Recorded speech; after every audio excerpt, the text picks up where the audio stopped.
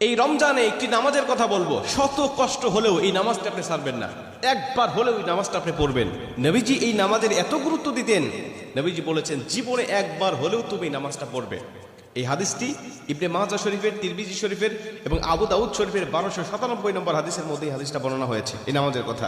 নবীজি তার চাচা আব্বাস রাদিয়াল্লাহু তাআলা আনহুকে ডাক দিয়ে বলছেন, চাচা আমি আপনাকে এমন একটি নামাজের কথা বলছি, এই নামাজটা আপনি প্রতিদিন একবার হলেও আপনি আদায় করবেন। চাচা যদি প্রতিদিন সম্ভব না হয়, অন্তত সপ্তাহে একবার হলেও আপনি নামাজটা পড়বেন। যদি সপ্তাহে সম্ভব না হয়, তাহলে আপনি মাসে অন্তত একবার এই নামাজটা আদায় করবেন। চাচা যদি মাসেও আপনার পক্ষে কষ্টকর হয়ে যায়, বছরে একবার পড়বেন। যদি বছরেও না পারেন, জীবদ্দশায় অন্তত একবার হলেও নামাজটা পড়বেন। কারণ এই নামাজটা এত পাওয়ারফুল নামাজ। এই নামাজটা আদায় করার কারণে আপনার প্রকাশ্যে অপ্রকাশ্যে যত গুনাহ করেছেন, আপনার ইচ্ছায় অনিচ্ছায় যত গুনাহ করেছেন, আপনার অতীত জীবনে যত গুনাহ করেছেন, সব গুনাহ আল্লাহ আপনাকে ক্ষমা করে দিবে। চাচা এই নামাজটার নিয়মটা একটু ব্যতিক্রম। এই নামাজটাকে বলা হয় সালাতুত তাসবিহ।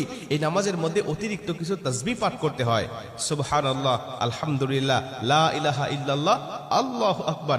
এই চারটা তাসবিহ একত্রিত করে সুবহানাল্লাহি ওয়াল হামদুলিল্লাহি ওয়া লা ইলাহা ইল্লাল্লাহু আল্লাহু আকবার, এই তাসবিহগুলো, এই বাক্যগুলো এখানে পাঠ করতে হয়।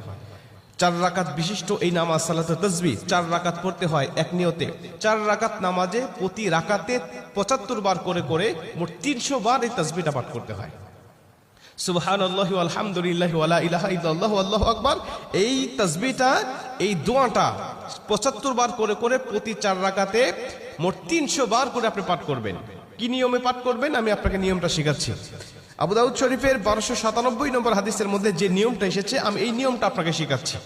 আমাদের সমাজে আর বেশ কিছু মানুষ বেশ কিছু নিয়ম বলে, কিন্তু আমি আপনাকে হাদিস থেকে সরাসরি নিয়মটা জানাচ্ছি। এটা আপনি রেকর্ড করে নেন, খাতা কলম থাকলে লিখে নেন। প্রয়োজনে এটা যেহেতু সোশ্যাল মিডিয়াতে যাবে, ফেসবুক ইউটিউবে যাবে, এটা আপনি সেভ করে নিজ আইডিতে শেয়ার করে রেখে দিবেন, যাতে আপনিও শিখতে পারেন, অন্য মানুষকে শেখাতে পারেন।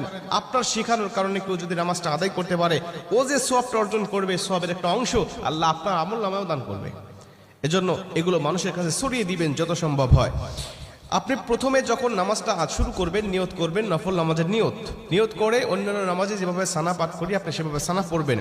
অন্যান্য নামাজে যেভাবে সূরা ফাতিহা পড়ি ওভাবে সূরা ফাতিহা পড়বেন। অন্যান্য নামাজে সূরা ফাতিহার পরে যেভাবে সূরা মিলান ওইভাবে সূরা মিলাবেন। সূরা মিলানোর পরে রুকুতে যাবার আগে দাঁড়ানো অবস্থায় আপনি 15 বার এই তাসবিহটা পাঠ করবেন। সুবহানাল্লাহি ওয়াল হামদুলিল্লাহি ওয়া লা ইলাহা ইল্লাল্লাহু আল্লাহু আকবার। এই তাসবিহটা পাঠ করলেন 15 বার। 15 বার পাঠ করার পর আপনি রুকুতে চলে গেলেন। রুকুতে গিয়ে রুকুর যে তাসবিহটা আছে, তাসবিহটা পাঠ করার পরে সুবহান রাব্বিল আযীম বলার পরে আপনি এই তাসবিহটা আবার পাঠ করবেন 10 বার। সুবহানাল্লাহি ওয়াল হামদুলিল্লাহি ওয়া লা ইলাহা ইল্লাল্লাহু আল্লাহু